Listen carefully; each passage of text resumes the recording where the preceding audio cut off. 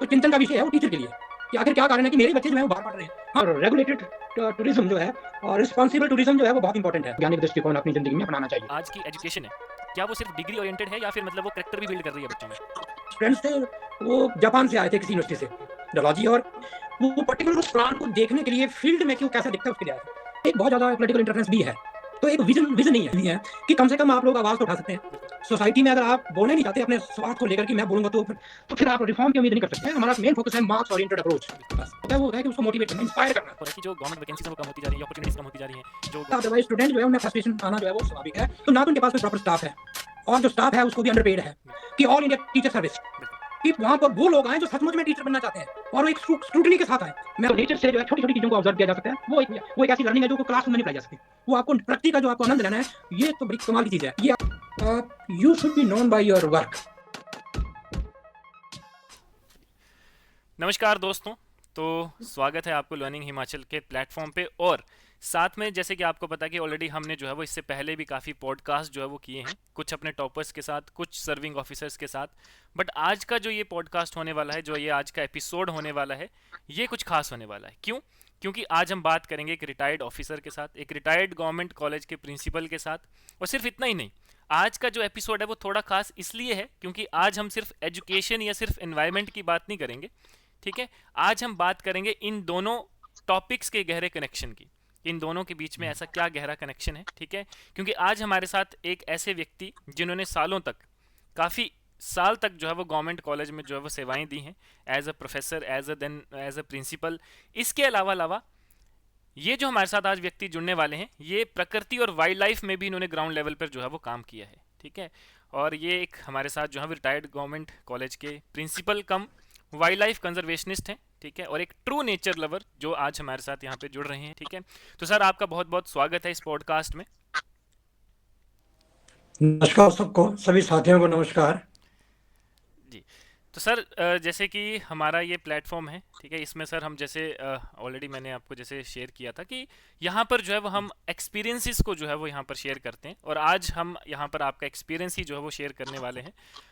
यहाँ पर आपका एक्सपीरियंस, आपका बिल्कुल बैकग्राउंड से, आपकी एजुकेशन क्वालिफिकेशन से, उसके बाद जब आपने सर्विस ज्वाइन करी, उसके बाद जब आप प्रिंसिपल बने, उसके बाद जब आप एक नेचर लवर तो आप पहले से ही थे, तो वाइल्ड लाइफ कंजर्वेशनिस्ट जब आप बने, वो सारा सफ़र यहाँ पर हम आज जो है वो आपके साथ, आपसे जो है वो जानना चाहेंगे।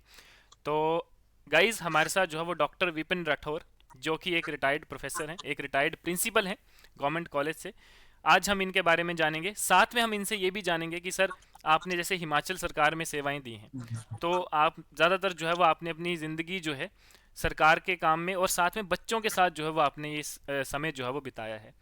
तो आज के टाइम पे और पहले के टाइम पे बच्चों में क्या फ़र्क होता था, एजुकेशन स्टाइल में क्या फ़र्क होता था, गवर्नमेंट वैकेंसीज जो निकालती थी सरकारी अपॉइंटमेंट्स के लिए, गवर्नमेंट नोटिफिकेशन जो होती थी, मतलब अब क्या वो सारा डिफरेंस है, पॉलिटिक्स में क्या जो है वो डिफरेंस हो चुका, वो सारी चीज़ें आज हम आपसे जानेंगे। तो सर सबसे पहले जैसे आप हमें अपनी जर्नी के बारे में बताइएगा कि आपकी जर्नी कैसे जो है वो शुरू हुई और कहाँ से सर शुरू हुई है। दीपक जी, मैंने 1984-86 मेरी एमएससी जोलॉजी है हिमाचल प्रदेश यूनिवर्सिटी से। उसके बाद 1.5 साल में जो है हमने अपनी एमफिल कंप्लीट की, बट उस वक्त हमारी जो स्पेशलाइजेशन थी वो प्रोटोजोलॉजी थी। और उसके बाद मैंने गवर्नमेंट कॉलेज को ज्वाइन किया 1989 में। तो 1989 ऑनवर्ड्स जो है मेरी पहली पोस्टिंग गवर्नमेंट कॉलेज सीमा रोडू में रही, और उसके बाद 94 से लेकर 2005 तक गवर्नमेंट कॉलेज चंबा में रहा। उसके बाद फिर 2002 तक चंबा में रहा। फिर 2002 से 2005 तक मैं गवर्नमेंट कॉलेज सोलन में रहा, मैंने अपनी वहाँ सेवाएं दी। फिर 2005 से 2015 तक जो है मैं फिर चंबा कॉलेज में रहा। उसके बाद मैं बतौर प्रिंसिपल मैंने ज्वाइन किया government college Pangi, tribal college है, 2018 तक। और मेरी आखिरी पोस्टिंग थी 2018 से लेकर 2022 तक जो है वो JLN government college Haripur Manali, district Kullu. जी। तो जनवरी 22 में मैं रिटायर हुआ, और उसके बाद अब मैं जो मेरी हॉबी है, जो मेरा रिसर्च है, उसको मैं बीच बीच में कंटिन्यू करता हूँ। और जो मेरा जो स्पेशलाइजेशन रही वो वाइल्ड लाइफ साइंस रही। तो ये एक एक्साइटिंग जर्नी है। उसके लिए मैं ये कहूँगा कि कैरियर के बिगिनिंग से ही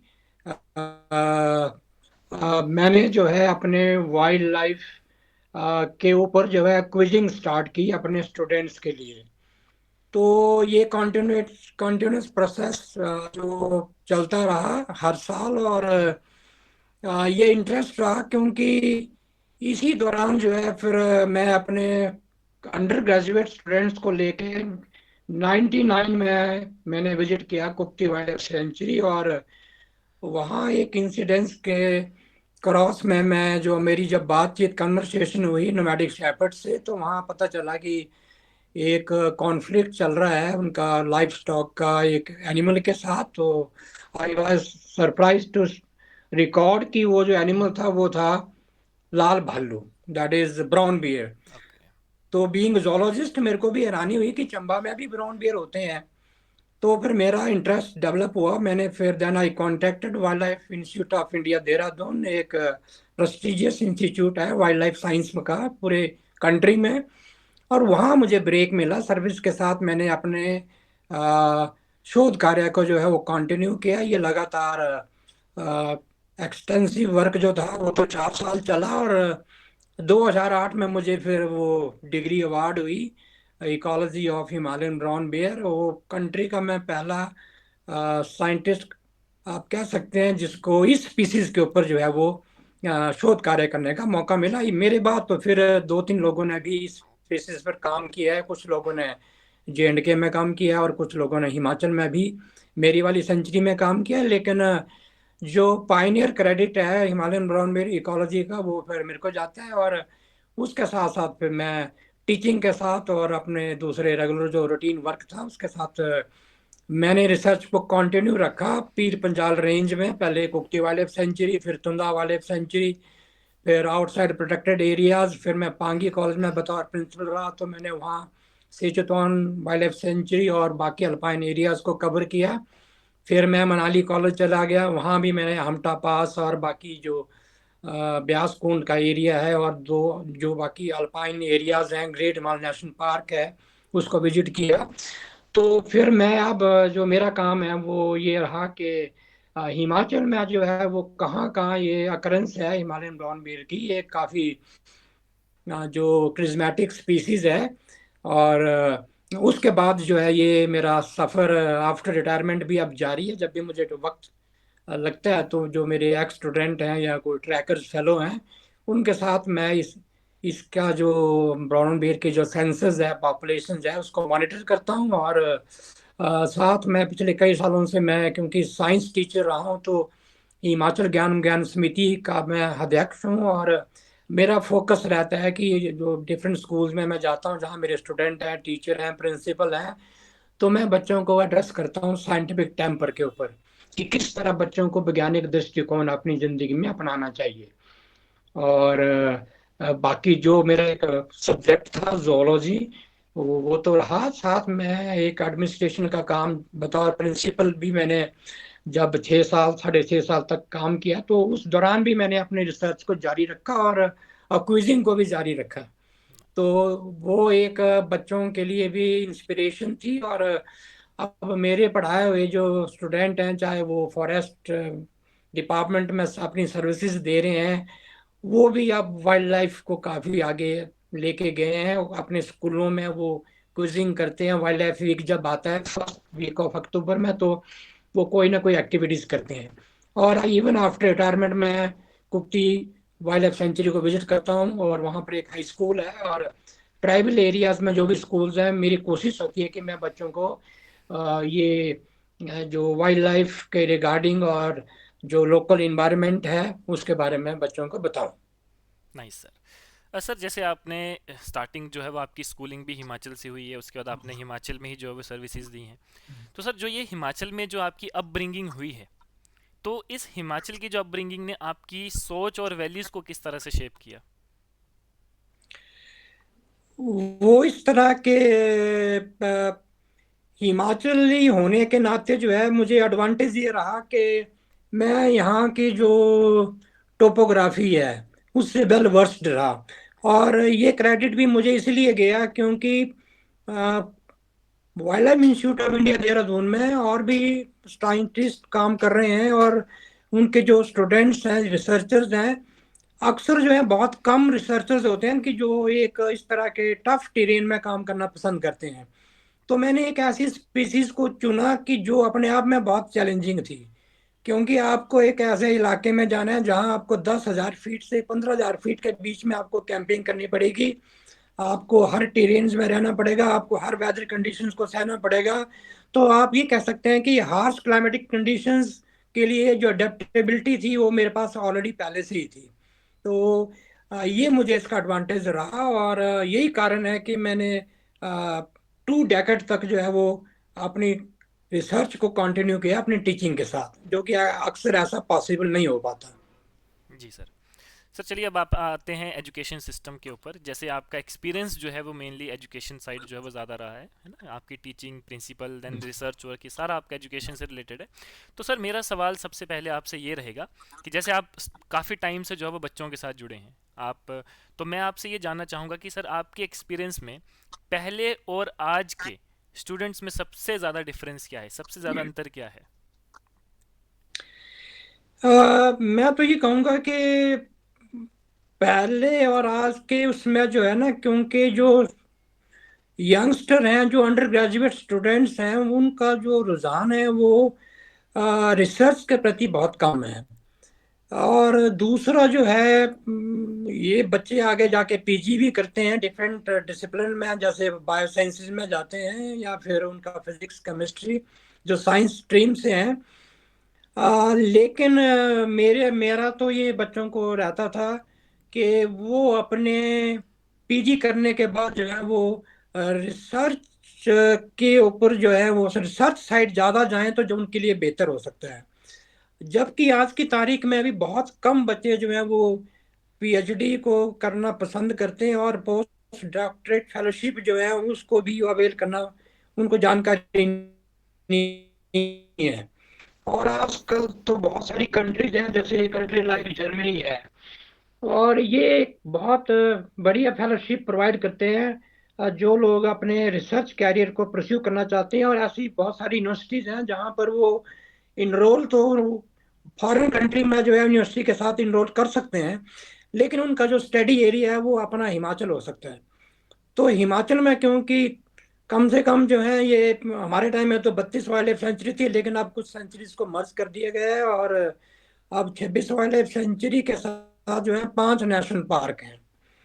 तो काम करना के लिए बहुत कुछ है जो फील्ड के अंदर बच्चों द्वारा किया जा सकता है, लेकिन बच्चों को ना तो इसके बारे में कोई ज़्यादा जानकारी है, और ना ही बच्चे जो है इस तरह के कैरियर में जाना पसंद करते हैं। लेकिन जो लोग नेचर से प्यार करते हैं, एडवेंचरस लाइफ पसंद करते हैं, उनके लिए मैं जरूर सजेस्ट करूंगा कि वो, अगर वो उनका बायोलॉजी सब्जेक्ट है और वो इवन बॉटनी में भी काम करना चाहते हैं, मेडिसिनल प्लांट के ऊपर काम करना चाहते हैं, हाई अल्पाइन एरियाज में काम करना चाहते हैं, तो उनके लिए बहुत अच्छी अपॉर्चुनिटी है। और उसके बाद वो बाहर फॉरेन कंट्री में जाके किसी अच्छी यूनिवर्सिटीज में पोस्ट डॉक्टरेट फेलोशिप भी कर सकते हैं, और अपना नाम भी कमा सकते हैं।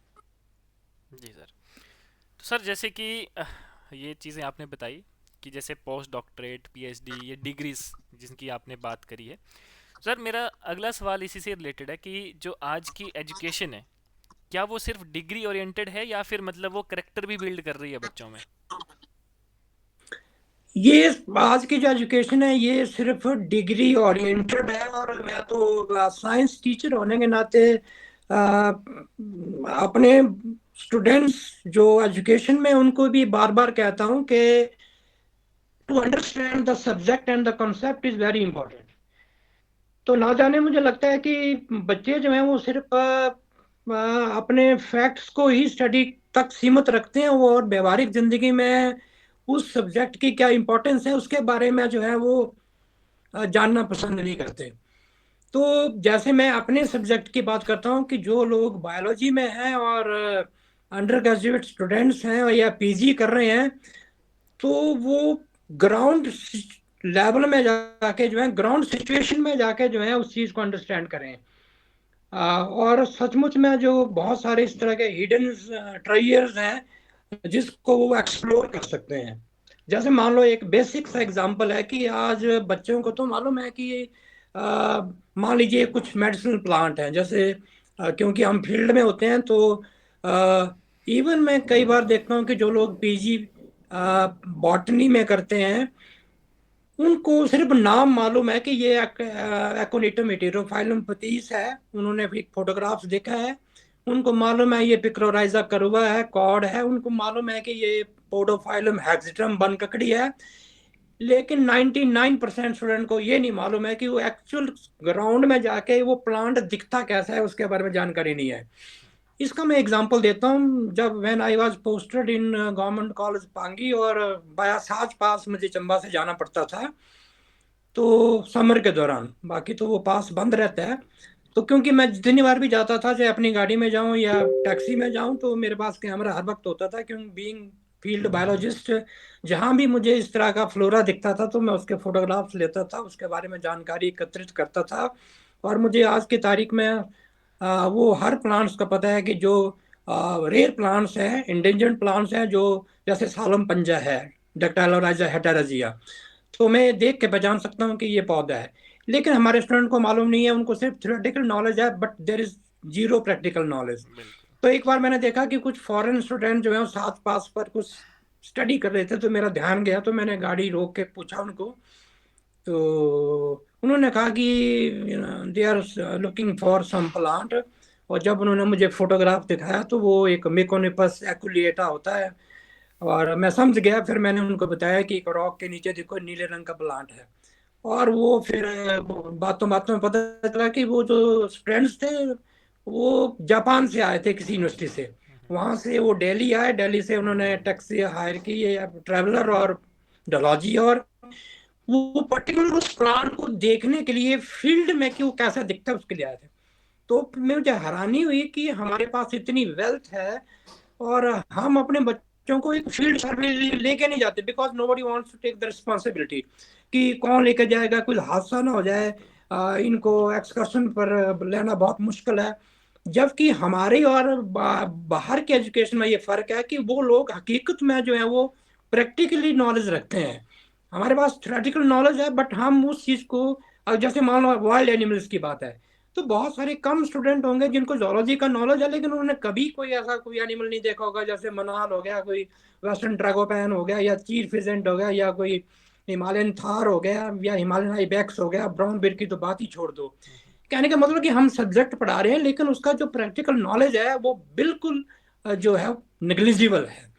और ये डिफरेंस देखा मैंने फॉरेन स्टूडेंट के अंदर, क्योंकि मेरे बीइंग टीचर और साइंटिस्ट, आप कह सकते हैं फील्ड बायोलॉजिस्ट, मुझे कई कंट्रीज में जाने का मौका मिला जब मैं पीएचडी कर रहा था, और मुझे एक बहुत बड़ा एक्सपोजर मिला। Even I visited countries. पहली मेरी विजिट जो थी 2004 की, कैलिफोर्निया में थी, सैन डियागो कॉन्फ्रेंस में। इंटरनेशनल बीड एसोसिएशन होती है, हर साल 2 साल में एक बार कॉन्फ्रेंस होती है। उसके बाद 2006 में मैंने अपनी प्रेजेंटेशन दी कैम्ब्रिज यूनिवर्सिटी में। तो that was a big break, क्योंकि वहाँ दुनिया जहान के साइंटिस्ट आते हैं और अपना अपना जो कंजर्वेशन साइंस के ऊपर काम है उसके ऊपर बारे में हर साल वो डिस्कस करते हैं। उसके बाद फिर मुझे 2007 में फिर एक कॉन्फ्रेंस मैक्सिको में जाने का मौका मिला। 2009 में चाइना जाने का मौका मिला बीजिंग यूनिवर्सिटी में।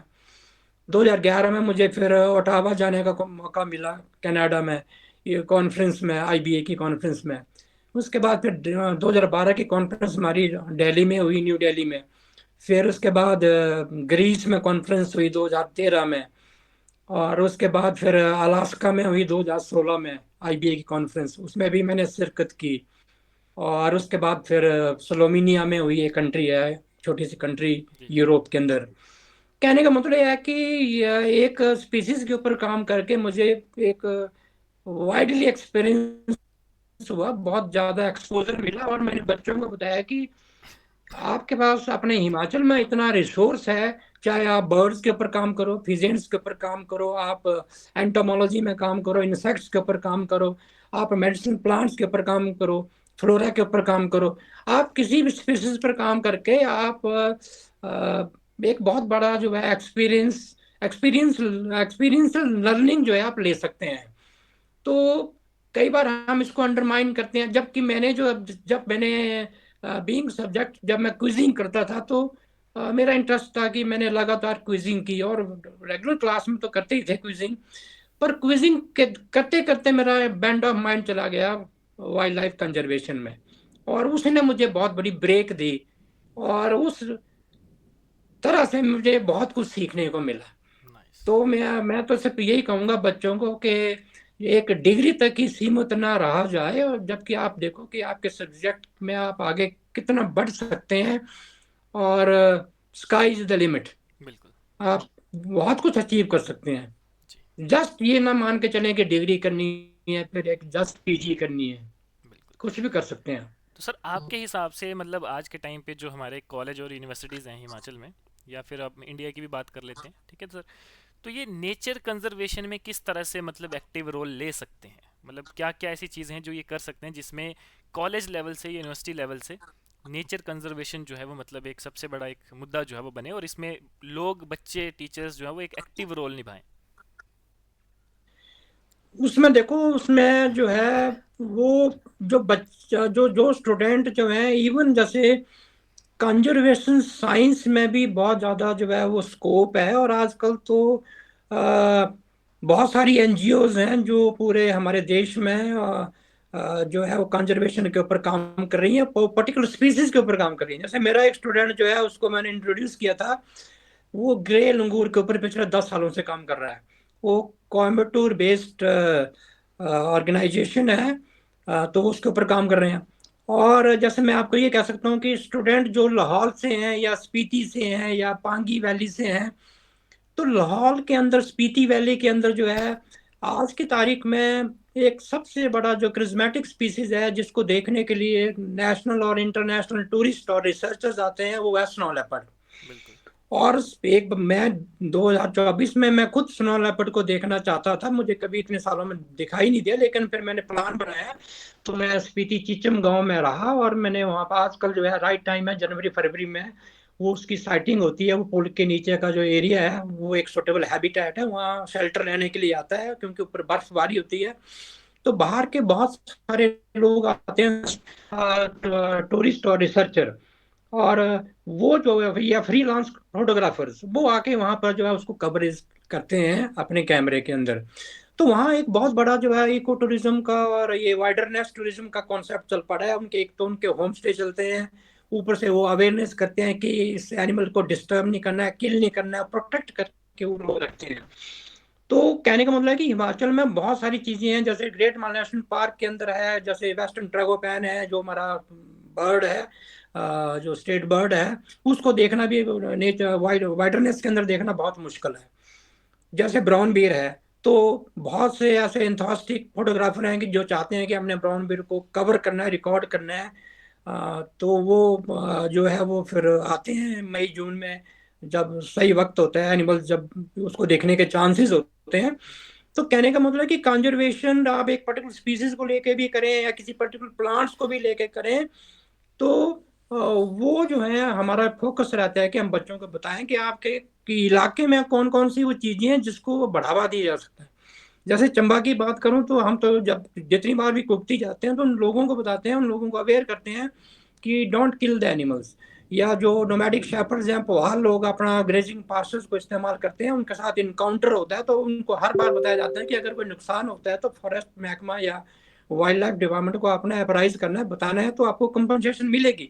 But don't kill the animals, क्योंकि वो एनिमल जो है वो आपको जो है एक किस्म का अल्टरनेट जो है वो जॉब प्रोवाइड करता है। बहुत सारे यंगस्टर हैं जो एज ए गाइड काम करते हैं, और उनको लेके जाते हैं टूरिस्ट को, उससे उनकी इनकम भी होती है। कैंपिंग गियर्स उनके साथ होते हैं। फिर वो आजकल तो बहुत सारी इस तरह की कैंपिंग साइट डेवलप हो चुकी हैं।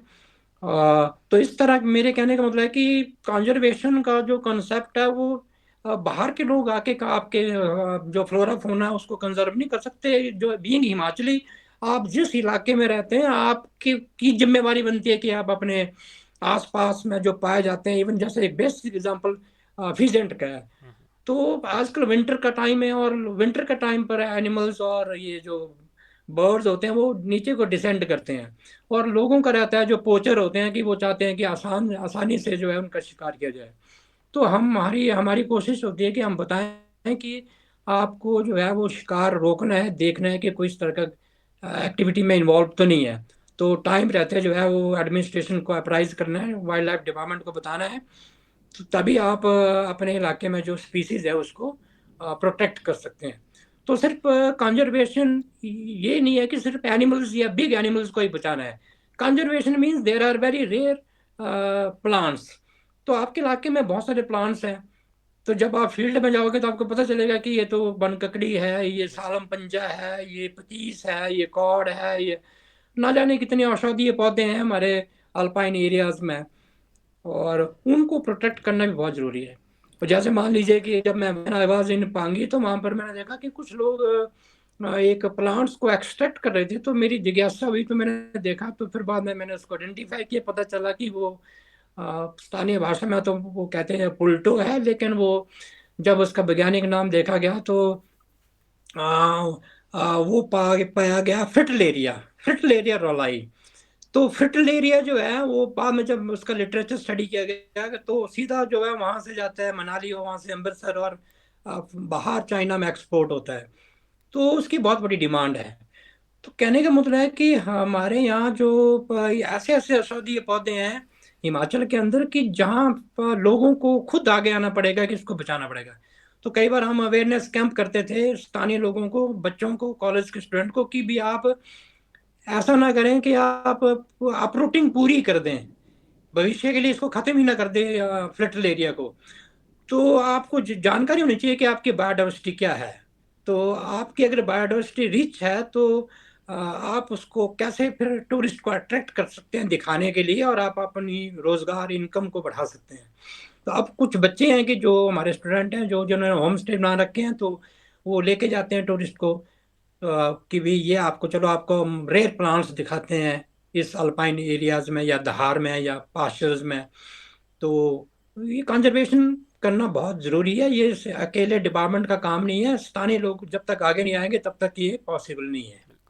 सर जैसे यहाँ पर बात आई बायोडाइवर्सिटी की, तो अगर हम हिमाचल प्रदेश की बात करें तो हिमाचल प्रदेश में आज के टाइम पे बायोडाइवर्सिटी को सबसे बड़ा खतरा किस चीज़ से है? बायोडाइवर्सिटी को सबसे बड़ा खतरा जो है वो एक जो आप देख रहे हैं कि जो टूरिस्ट इनफ्लक्स है वो डे बाय डे बढ़ता जा रहा है। और बिल्कुल। अभी आपने देखा होगा कि जैसे बर्फबारी स्टार्ट हुई, तो चलो एक वो अलग इशू है। तो thousands of vehicle stuck in Manali. Manali में इतनी ज्यादा जो है वो इन्फ्लक्स हो जाता है, या बाकी शिमला में, या और जहां जहां बर्फबारी होती है, तो कैपेसिटी से ज्यादा टूरिस्ट आ रहा है। और टूरिस्ट जब आएगा तो नेचुरली वो फिर बायोडाइवर्सिटी के ऊपर सीधा उसका असर पड़ता है। और समर सीजन में जो टूरिस्ट आते हैं उनको कोई बायोडाइवर्सिटी से लेना देना नहीं होता, वो अपने फन के लिए आते हैं, एंजॉयमेंट के लिए आते हैं। तो उस दौरान भी जो है वो बायोडाइवर्सिटी को लॉस तो रहता ही है। तो ये मेन जो इशू है कि एक रेगुलेटेड टूरिज्म जो है और रिस्पॉन्सिबल टूरिज्म जो है वो बहुत इंपॉर्टेंट है। तो रूरल रूरल टूरिज्म जो है उसको भी हम कई बार हम सिखाते हैं कि भी आपके गांव में कोई आता है तो आपको ये बताना है कि आपके गांव में बेहतर चीज आप क्या टूरिस्ट को दिखा सकते हैं। बिल्कुल। तो इस तरह की अवेयरनेस आज की तारीख में उसकी इम्पोर्टेंस है। और फॉरेन कंट्री में तो वो लोग छोटी छोटी चीज़ों को जो है वो कंजर्व करके रखते हैं, दिखाने के लिए कि भी अगर कोई टूरिस्ट आता है तो उसको कैसे दिखाया जाए कि हमारे लोकल बायोडाइवर्सिटी क्या है बिल्कुल। और उसके क्या यूजेस हैं। तो ऑब्वियसली जो कैपेसिटी से ज़्यादा टूरिस्ट आएंगे तो उसका इम्पैक्ट तो बायोडाइवर्सिटी के ऊपर पड़ेगा ही। बिल्कुल। तो सर क्या डेवलपमेंट भी इसका एक मेन कारण हो सकता है? डेफिनेटली डेवलपमेंट मेन कारण है। जब जैसे सेंचुरी एरिया के अंदर सड़क बनती है, ब्लास्टिंग होती है, एनिमल डिस्टर्ब होते हैं, वो तो कारण रहता ही है। फिर जो बाहर के लोग आते हैं जो इस तरह का जो रोड कंस्ट्रक्शन में इन्वॉल्व हैं, तो इलीगल एक्टिविटीज में भी बहुत सारे पकड़े जाते हैं। वो जो जो जंगली जानवरों को पकड़ने के लिए जिसको अपने वो देसी मेथड है, नेट्स का इस्तेमाल करते हैं, तो इससे काफी नुकसान होता है। तो ये तो फिर चेक करना ही पड़ता है डिपार्टमेंट को, और लोकल लोगों को में भी काफी अवेयरनेस होनी चाहिए। मैं यहाँ जरूर कहूँगा कि जैसे लाहौल के अंदर मेयाड़ वैली है, वहाँ के जो लोग हैं मैं देखता हूँ कि बहुत रिस्पॉन्सिबल हैं। अ, वो देखते रहते हैं कि कोई बाहर का व्यक्ति आके कहीं यहाँ पोचिंग तो नहीं कर रहा है। बिल्कुल। तो इस लेवल की जो है वो अंडरस्टैंडिंग होनी चाहिए कि वो फोटोग्राफी करते हैं स्नो लेपर्ड्स की, और हिमालयन आइबेक्स की, थार की, ब्राउन बियर की। पर वो इस बात का भी ध्यान रखते हैं कि उनका जो अपना नेचुरल हैबिटेट है उसको कैसे कंजर्व किया जाए। इतना भी टूरिस्ट ना आ जाए कि उसके हैबिटेट को ही डिस्टरबेंस अगर महसूस हो, तो फिर उसके ऊपर चेक रखना बहुत जरूरी है। तो इस लेवल की अंडरस्टैंडिंग होना बहुत जरूरी है। जैसे आज की तारीख में स्नो लेपर्ड में जो किब्बर गांव है, और जो चिचम गांव है, और एक डैमुल गांव है स्पीति वैली में, वहाँ के जो लोकल बाशिंदे हैं, लोकल लोग हैं, वो बहुत अवेयर हैं, हाईली अवेयर पीपल। और अगर उनको जरा से भनक लग जाए कि कोई गलत इंटेंशन से आया, तो फिर वो सीधी कंप्लेंट करते हैं। तभी वाइल्ड लाइफ बच सकता है। और आज लाखों रुपए का कारोबार हो रहा है just to see the snow leopard in its natural habitat. अभी आप अगर अभी की तारीख में देखें, अभी बर्फबारी के दौरान hundreds of foreign tourists are there in Spiti Valley just to record or just to see the sighting of snow leopard. बिल्कुल। तो वो जो एक हाईएस्ट ब्रिज है चिचम का, उसके नीचे का जो एक टेरेन है 90 डिग्री का है, और वहां पर इस तरह के छोटे छोटे डेन्स बने हुए हैं जहां पर स्नो लेपर्ड जो है अक्सर आज की तारीख में जो है जनवरी फरवरी मार्च तक जो है वो वहां पर स्टे करता है, क्योंकि उसको वहां पर खाने के लिए Himalayan ibex as a prey मिल जाता है, या फिर उसको ब्लू शीप मिल जाती है। तो वहां पर जो है फिर उसके लिए प्रोटेक्शन का भी काम है। तो वो वहां तो उसको उसको उस तक पहुंचना किसी के लिए भी संभव नहीं है ह्यूमन बीइंग को। तो एक नाले के पार वो छोटे छोटे क्रिवेसिस में रहता है और सारा दिन वहां बैठा रहता है। तो लोग फिर कैमरे से दूसरी साइड से उसको रिकॉर्ड करते हैं, उसकी एक्टिविटीज को रिकॉर्ड करते हैं। तो एक जबरदस्त जो है वो अवेयरनेस लोगों के अंदर है, और उनको मालूम है कि जब तक स्नो लेपर्ड रहेगा तब तक जो है लोग टूरिस्ट यहाँ आते रहेंगे। जिस दिन लेपर्ड खत्म हो गया तो उनका सारा जो कारोबार है वो बिल्कुल खत्म हो जाएगा। तो इस लेवल की जो अप्रोच है कंजर्वेशन की, वो बहुत इंपॉर्टेंट है कि हम किस तरह अपने लोकल फ्लोरल और फॉनन स्पीसीज को प्रोटेक्ट करें। चलिए सर, अब जैसे हम आते हैं पॉलिटिक्स पे। तो सर जैसे सबसे पहला सवाल तो मेरा यही रहेगा कि जैसे आप ऑलरेडी एक गवर्नमेंट ऑफिसर थे, तो पॉलिटिक्स की या पॉलिटिशियंस की कितनी इंटरफेरेंस जो है वो वहाँ पे रहती है, और क्या वो एक पॉजिटिव इंटरफेरेंस रहती है या फिर नेगेटिव इंटरफेरेंस भी रहती है? रिगार्डिंग एजुकेशन, या मतलब इन कॉलेज यूनिवर्सिटी लेवल पे? देखो ऐसा है ना कि कॉलेज लेवल पर तो अब ऐसा है ना कि पहले कुछ टाइम के लिए जो जैसे डिफरेंट पॉलिटिकल ऑर्गेनाइजेशंस आपस में उनका क्लैश होता था, लेकिन उसके बाद फिर देखा कि यूनिवर्सिटी ने वो इलेक्शन जो है वो कंडक्ट कराना बंद कर दिए, स्टूडेंट पॉलिटिक्स को थोड़ा सा उसके ऊपर चेक लगाया, तो वो तो अच्छी बात थी। लेकिन इंटरफ्रेंस तो रहती ही है। इंटरफ्रेंस तो अंडरस्टूड है कि पॉलिटिकल जो लीडर्स हैं वो रखते ही हैं, वो तो रहता ही है। लेकिन जहाँ तक मेरा मानना है कि यहाँ तक बीइंग ए टीचर जो मैं ये कहना चाहूँगा कि इन पॉलिटिशियंस का जो है इनके एक ऐसी अप्रोच नहीं होती कि इनकी प्रायोरिटी नहीं होती कि एजुकेशन के ऊपर को ध्यान दिया जाए। जैसे when I was in government college Pangi as principal, तो बीइंग ए साइंस टीचर मैंने साइंस एडवोकेसी की कि साइंस यहाँ चलनी चाहिए, क्योंकि ऐसा रिमोट एरिया जहाँ इतने दूर जाना बहुत मुश्किल है बच्चों को। तो मेरे एफर्ट से मैंने साइंस चला दी। पर साइंस चला दी, लेकिन उसके बाद का फिजिक्स का अपॉइंटमेंट हुई तो ना केमिस्ट्री है ना जोलॉजी है। अब जोलॉजी की अपॉइंटमेंट हुई तो मैथ ही नहीं है, और जब मैथ है तो बाकी सब्जेक्ट नहीं है। तो बिल्कुल। बताओ ऐसी सिचुएशन में साइंस कैसे चलेगी? बिल्कुल। साइंस तब चलेगी जब सारे सब्जेक्ट के टीचर अवेलेबल होंगे। और बीइंग प्रिंसिपल मैंने कुछ टाइम तक जोलॉजी पढ़ाई, अपना सब्जेक्ट था। फिर एक दो स्टूडेंट थे तो मैंने बॉटनी भी पढ़ा दी। अब केमिस्ट्री में पढ़ा नहीं सकता क्योंकि मेरा सब्जेक्ट नहीं था, अंडर ग्रेजुएट में स्पेशलाइजेशन नहीं थी, तो मैंने यूजी तक ही पढ़ी थी। कहने का मतलब है कि कितनी बार रिक्वेस्ट करने के बाद कि भाई आपने अगर साइंस को चलाना है किसी भी कॉलेज में तो आपका पूरा स्टाफ होना चाहिए। जब आपका स्टाफ ही पूरा नहीं है और जब अपॉइंटमेंट्स होती हैं तो मुझे हैरानी होती है कि आप ये देखो कि किस कॉलेज में वाकई जो है किस टीचर को भेजने की जरूरत है। जहां आपको भेजना है वहां आप भेजेंगे ही नहीं, और जहां ऑलरेडी टीचर है आप वहां उनको भेजने हैं। तो एक बहुत ज्यादा पॉलिटिकल इंटरफेरेंस भी है। तो एक विजन विजन नहीं है। अगर आपने, मैं तो ये कहता हूँ कि जब आपने साइंस या तो चलाओ मत, ये कॉमर्स मत चलाओ, जब चलाई है तो आप टीचर भेजो। और जब आर्ट्स हैं तो मेरे पास, मैं आपको उंगलियों में गिना गिना सकता हूँ चंबा जिला में ऐसे कॉलेज है जहाँ 3 साल तक इंग्लिश का लेक्चर नहीं है। बिल्कुल। विदाउट इंग्लिश टीचर आप क्या एक्सपेक्ट करते हैं कि वो ग्रेजुएट स्टूडेंट जो है वो आगे जाके कंपटीशन में आगे निकलेंगे? बिल्कुल। आपके पास हिस्ट्री है, आपके पास पोल साइंस है, आपके पास हिंदी है, आपके पास इंग्लिश का टीचर ही नहीं है, बताइए वो किस तरह का कॉलेज हुआ फिर? बिल्कुल। तो आप अगर आज की तारीख में डाटा इकट्ठा करें तो जहां टीचर ही पूरे नहीं है, तो फिर उस चाहे वो आर्ट्स पढ़ाओ, चाहे कॉमर्स पढ़ाओ, चाहे आप साइंस पढ़ाओ, उसकी कोई सेंस नहीं है। तो ये चीज बहुत इंपॉर्टेंट है कि कम से कम आप या तो किसी स्ट्रीम को आपने स्टार्ट करना है, स्पेशली कॉमर्स और साइंस, तो या तो फुल फैकल्टी का प्रोविजन होना चाहिए, अदरवाइज इसका कोई फायदा नहीं है फिर। तो ये पॉलिटिकल लीडर को देखना पड़ेगा कि कई बार हमने अप्राइज किया कि भी आपका कॉलेज है, तो वो उन्होंने भी हाथ खड़े कर दिए। तो सर फिर जैसे इस तरह कि तो साइंस जी जी नहीं चलाई जा सकती। बिल्कुल।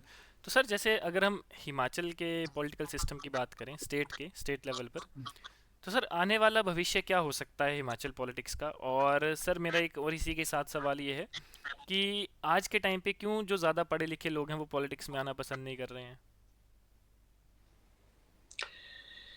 देखो पॉलिटिक्स की बात ऐसी है ना कि इवन जैसे मैं आपको ये कहूंगा कि आप पॉलिटिकल जो गेम है ना, जो पॉलिटिकल गेम है, ये एक आम आदमी जो है वो इन चीजों में पढ़ना नहीं चाहता। और दूसरा ये है कि जैसे किस आधार पर जो है वो पॉलिटिक्स में लोग इन्वॉल्व होते हैं, वो एक बड़ा पेचीदा सा जो है वो सवाल कहा जा सकता है। लेकिन मेरा मैं अक्सर अपने दोस्तों को कहता हूँ जो जो ये कहते हैं कि वो एकेडमिशियंस हैं या बुद्धिजीवी हैं, कि कम से कम आप लोग आवाज तो उठा सकते हैं। बिल्कुल।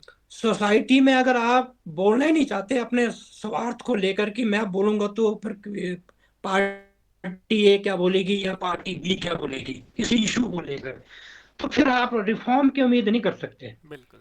फिर कभी नहीं कर पाओगे। तो हमारी जो बुद्धिजीवी जो लोग हैं वो भी अपने स्थानीय इशू के बारे में बात करने से कतराते हैं, ये इंपॉर्टेंट है। और जो लोकल लीडर्स हैं उनके साथ भी बात करने से घबराते हैं कि भी हमारे ये इश्यूज हैं, इसको आप एड्रेस करो। तो आज पॉलिटिक्स जो है ये इस लेवल तक चली गई है कि इनका कोई सोसाइटी के लिए कंट्रीब्यूशन, मैं समझता हूँ एजुकेशन में तो प्रायोरिटी बिल्कुल नहीं है। बिल्कुल। एजुकेशन में तो बिल्कुल ही नहीं है। हाँ कुछ हद तक जो है, जैसे अभी सरकार ने ये बहुत अच्छा कदम उठाया कि आ, अभी कुछ टीचर्स को जो है ना उन्होंने कहा कि इनको एक्सपोजर विजिट पर सिंगापुर भेजा। ये एक अच्छा है, वेलकम, मैं इसका स्वागत करता हूँ। रीजन बीइंग कि जब आप बाहर एक्सपोजर देंगे अपने टीचर्स को तो उसमें कोई एक मोटिवेशन जो है वो जागेगी। तो एक ये तो एक बहुत अच्छा स्टेप है। दूसरा ये कहते हैं जैसे सीबीएसई इंट्रोड्यूस किया है, मैं कहता हूँ बहुत अच्छी बात है, लेकिन आप स्टाफ भी तो पूरा दो। बिल्कुल। ये एक सबसे बड़ा मुद्दा है। स्कूल में ये सबसे बड़ा मुद्दा है। तीसरी बात ये है कि मैं ये भी कहता हूँ कि ये मेरा कई बार आता है अपने दोस्तों के साथ, यार कि तुम बीइंग टीचर, हालांकि मैं प्राइवेट एजुकेशन का जो है स्कूलों का विरोध नहीं करता या मुझे उनसे कोई इलविल नहीं है, आप टीचर होने के नाते अपने स्टूडेंट को अपने स्कूल में नहीं पढ़ा पा रहे और बाहर पढ़ा रहे हो जहां वो परमानेंट फैकल्टी मेंबर नहीं है, तो बिल्कुल। आप उसके अच्छे भविष्य की कामना कैसे कर सकते हैं? बड़ी कमाल की बात है। बिल्कुल। आप जिस स्कूल में पढ़ा रहे हैं, आप दूसरे साथी को कह सकते हैं कि भाई स्टैंडर्ड को आपने किस तरह इनहांस करना है। तो जब तक आपके अंदर ये भावना नहीं रहेगी कि ये मेरा स्कूल है, ये सरकारी स्कूल है, मैं इसको एक लेवल तक लेके जाऊंगा, मैं ये जानने की कोशिश करूंगा, मैं इस दिशा में काम करूंगा कि किस तरह एक बच्चों को अट्रैक्ट किया जाए, एक कॉन्फिडेंस दिलाया जाए कि yes, government school is the best. हमारे जमाने में जब मेरिट आती थी मैट्रिक में, तो सारे गांव के स्कूल होते थे। आज की तारीख में तो नाम ही नहीं आता। बिल्कुल। तो उसमें कुछ कमी हमारी भी रही है कि आखिर हम एज ए गवर्नमेंट एम्प्लॉय या टीचर कह लो, मैं एजुकेशन की बात हो रही है, हम अपने स्कूल में जो एकेडमिक एक्सलेंस है उसको बढ़ावा ना देते हुए हमारा फोकस बाहर रहता है कि मेरा बच्चा एबीसी स्कूल में पढ़ रहा है, वो क्या कर रहा है। बिल्कुल। और दूसरा, मैं एक बार मैंने तो अपनी जिंदगी में कभी ट्यूशन नहीं पढ़ाई, तो मेरा तो एक सीधा सा मतलब ये था कि आज की तारीख में मैं देखता हूँ आसपास कि मुझे हैरानी होती है कि टीचर मस्ट इंट्रोस्पेक्ट हिमसेल्फ और हर सेल्फ, कि मेरे पढ़ाए हुए बच्चे दिन में मेरे पास पढ़ते हैं, शाम को कहीं और ट्यूशन पढ़ रहे होते हैं। इसका मतलब है कि तुम्हें अपने आप में इंट्रोस्पेक्शन करनी पड़ेगी कि यह स्टूडेंट ही पढ़ने के काबिल नहीं है या मेरा पढ़ाने में कोई कमी है। बिल्कुल। तो क्या कारण है कि आपको एक पास होने के लिए ट्यूशन पढ़नी पड़ रही है बाहर। इसका मतलब है कि आप स्कूल में क्या पढ़ा रहे हो। बिल्कुल। तो चिंतन का विषय है वो टीचर के लिए कि आखिर क्या कारण है कि मेरे बच्चे जो है वो बाहर पढ़ रहे हैं। हाँ, कंपटीशन के एरा में आपको ये एक्स्ट्रा कोचिंग लेनी पड़ेगी, वो एक अलग विषय है। तो कोचिंग इंडस्ट्री जो है वो फ्लोरिश कर रही है डे बाय डे। तो बच्चे जो है वो यहाँ पर स्कूलों में भी पढ़ रहे हैं, फिर वो साथ में जो है एक एक साल दो दो साल की बाहर कोचिंग भी ले रही हैं। तो इसका मतलब कि आप पढ़ा कर रहे हैं, बिल्कुल। इसका मतलब कि आपकी सब्जेक्ट की अंडरस्टैंडिंग बिल्कुल जीरो है। भी मैं मान सकता हूँ कंपटीशन का जमाना है तो आपको कुछ एक्स्ट्रा इनपुट्स देने पड़ेंगे, लेकिन इतनी भी जरूरत नहीं है कि आपको एक बेसिक कॉन्सेप्ट ही आपके क्लियर नहीं। जबकि मुझे हैरानी होती है कि जो जितने भी क्वेश्चंस फ्रेम होते हैं नीट के अंदर, वो सारे एनसीईआरटी बुक से होते हैं। बिल्कुल। पर कभी किसी टीचर ने ये रिकमेंडेशन नहीं दी कि तुम बेटा एनसीईआरटी की लाइन टू लाइन पढ़ाई करो। कभी किसने नहीं कहा। बाहर से 10 किताबें पढ़ लेंगे, फिर कहेंगे कि वो तो जो पढ़ा था वो तो आया ही नहीं। तो ना तो टीचर जो है वो अंडरस्टैंड करते हैं कि जो एनसीईआरटी बुक्स है उसकी क्या इंपॉर्टेंस है, उसको कैसे पढ़ाना है, पॉइंट टू लाइन कैसे अंडरस्टैंड करना है। तो उसकी उस दिशा में उनका ध्यान ही नहीं है। सभी टीचर की बात नहीं मैं करता, मेजोरिटी टीचर, कुछ अच्छे टीचर्स भी हैं। लेकिन एजुकेशन जो है ना, अब डे बाय डे जो है, मुझे नहीं लगता कि अब जो मेन फोकस हमारा अंडरस्टैंडिंग ऑफ कॉन्सेप्ट है, हमारा मेन फोकस है मार्क्स ओरिएंटेड अप्रोच। बिल्कुल। बस वो जो एक एकेडमिक जो एक्सेलेंस में जो हम देखते हैं कि understanding of the subject and the facts, वो नहीं है, बल्कि सिर्फ ये है कि how to acquire marks, marks कैसे एक्वायर करने हैं उसको, जो बेसिक अंडरस्टैंडिंग वो बिल्कुल नहीं है। कई बार मैं पूछता हूँ एज ए, कई बार मुझे बड़ी, मैं तो क्विजिंग करता था तो पूछता था इस भाई तुम्हारा सब्जेक्ट क्या है। सर मेरा ज्योग्राफी मेजर है। मैं ओके। मैं कहा बेटा वेज पीर पंजाल। तो अच्छा पीर पंजाल, सर नाम तो सुना हुआ है। अरे मैं कहा तेरे सामने जो है पीर पंजाली है। तो आप पढ़ ज्योग्राफी रहे हैं और तुम्हें ये नहीं पता कि रावी का सोर्स कहाँ है, हाँ। या तुमने कभी जानने की कोशिश नहीं की कि वहां तक जाना पड़ेगा, वो देखो एक्सप्लोर करो वहां पर आप जाके। तो आप अपने सब्जेक्ट में टीचर भी उनको मोटिवेट नहीं कर पा रहे हैं। हिस्ट्री तुम पढ़ रहे हो, तुम्हें अपने गाँव की हिस्ट्री नहीं मालूम, तुम्हें अपने गाँव के एक मंदिर है उसकी हिस्ट्री जानने की, हिस्ट्री तुम वो पढ़ रहे हो जो तुम्हें पढ़ाई जा रही है। तो उस सब्जेक्ट का फायदा क्या। तो हर सब्जेक्ट की अपनी अपनी कमी है कि आप सिर्फ पढ़ रहे हैं। अब आप पॉलिटिकल साइंस पढ़ रहे हैं, डेमोक्रेसी का पता नहीं है, प्रधान के क्या काम होते हैं कोई पता नहीं है, बिल्कुल। हैं? तो आपके गांव में कोई काम चला हुआ है जो डेवलपमेंट का, जो जिसको आप एज ए स्टूडेंट कह सकते हैं ये काम ठीक नहीं हो रहा है, ये अंडर रूल नहीं हो रहा है, तो फिर उस सब्जेक्ट को पढ़ने का फायदा क्या है। बिल्कुल। ग्राम सभा क्या होती है कोई पता नहीं, पढ़ रहे हैं पॉलिटिकल साइंस। तो कहने का कि हर सब्जेक्ट में ये बुरे हाल है कि एक थ्योरेटिकल नॉलेज जो है हम वन वे इंफॉर्मेशन दे रहे हैं आजकल। तो मुझे तो लगता है कि एआई के टाइम में, अब आने वाले 20 सालों में ये सारे ये जो कैरियर है खत्म होने वाला है। बिल्कुल। क्योंकि आज तो स्टूडेंट के पास आप कहीं से भी नॉलेज एक्वायर कर सकते हैं। तो टीचर का जो मेन रोल होता है वो होता है कि उसको मोटिवेट करना, इंस्पायर करना, कि you you must understand the facts. आप फैक्ट्स को अंडरस्टैंड करो कि जो आप पढ़ रहे हैं क्या आपके व्यवहारिक जिंदगी में आगे काम आएगा कि नहीं आएगा, या आप क्यों पढ़ रहे हैं इस चीज को। तो वो चीज की कमी, जस्ट उनको पता है कि इतने मार्क्स लेने हैं बस। और ये कारण आगे फ्रस्ट्रेशन का, कि आगे जब उनको कुछ कैरियर में कुछ अचीव नहीं कर पाते तो फिर कहते हैं वैसे ऐसे पढ़ाई का क्या फायदा। अब जैसे एक बेसिक एग्जांपल है, कॉमर्स का स्टूडेंट, मैं पूछता था कि आप लोग पढ़ते हैं इनकम टैक्स या कुछ और सब्जेक्ट भी पढ़ते हैं आप लोग, आपको एक रिटर्न तक फाइल करना नहीं आती यार, कमाल कर रहे हैं आप भी। आप जो आप अंडर ग्रेजुएट स्टूडेंट, आप अगर आप एक रिटर्न आईटीआर फॉर्म नहीं भर सकते तो फिर उस कॉमर्स का पढ़ने का फायदा क्या है। बिल्कुल। भी आपको तो ये बेसिक आना ही चाहिए कि देखो मैं भर के दिखाता हूँ आपको, आप इनकम टैक्स कैसे कैलकुलेट करना है अपने पिताजी का या अपनी माता जी का, बीइंग ए कॉमर्स स्टूडेंट, तो फिर फायदा क्या कॉमर्स पढ़ने का, चाहे तो आप 90% मार्क्स ले लो। बिल्कुल। तो ये तो इस तरह के एग्जाम्पल हैं कि हम पढ़ा क्या रहे हैं, और उसका उसका जो मेन जो डेली लाइफ में हम उससे क्या अचीव कर रहे हैं, वो समय की मांग मैं कहता हूँ ये है। और असली मायने में जो है वो एजुकेशन डिपार्टमेंट को भी सोचना चाहिए कि किस तरह जो है बच्चों को जो है हम आगे जो है इस तरह की एजुकेशन दें जहाँ सचमुच में वो आगे जाके कुछ ना कुछ जो है वो सीख पाए, वो बहुत इंपॉर्टेंट है। बिल्कुल। तो सर जैसे आज के टाइम पे अगर हम बात करें हिमाचल की स्पेशली, तो हिमाचल में ऑलरेडी पहले से ही जो है वो गवर्नमेंट जॉब्स का जो है वो बहुत क्रेज़ रहा है। बट अब हमने देखा है कि ईयर टू ईयर हम्म। क्या हो रहा है कि जो गवर्नमेंट वैकेंसीज हैं वो कम होती जा रही हैं या अपॉर्चुनिटीज़ कम होती जा रही हैं। जो गवर्नमेंट की जॉब्स हैं वो निकलना जो है वो काफ़ी कम हो चुकी है या बंद हो चुकी हैं। ठीक है, कुछ ऐसी वैकेंसीज हैं जो काफ़ी लंबे समय से जो है वो नहीं आई हैं। तो इस मतलब सिचुएशन में जो आप आजकल के स्टूडेंट्स और जो गवर्नमेंट जॉब के एस्पिरेंट्स हैं, उनके लिए आप सबसे इम्पोर्टेंट क्या मैसेज जो है वो देना चाहेंगे? देखिए मेरे को, जब मैं देखता हूँ आज रिटायरमेंट के बाद मैं डेली लाइब्रेरी जाता हूँ, हमारे मेरे घर के पास ही है डिस्ट्रिक्ट लाइब्रेरी, जहाँ मैं बैठता हूँ दिन के वक्त जो है। और मैं देखता हूँ बच्चे जो हैं, सैकड़ों बच्चे बाहर बैठे होते हैं कॉरिडोर पर, अंदर जाते हैं, फिर धूप से सेकते हैं कई बार, फिर वो लाइब्रेरी जाते हैं, मेहनत करते हैं बच्चे, बहुत मेहनत करते हैं। तो मुझे देख के बड़ा दुख होता है कि सरकार को क्या, सरकार को 5 साल के बाद ही पोस्टें निकालनी है, जब पता है हजारों लोग रिटायर हो रहे हैं।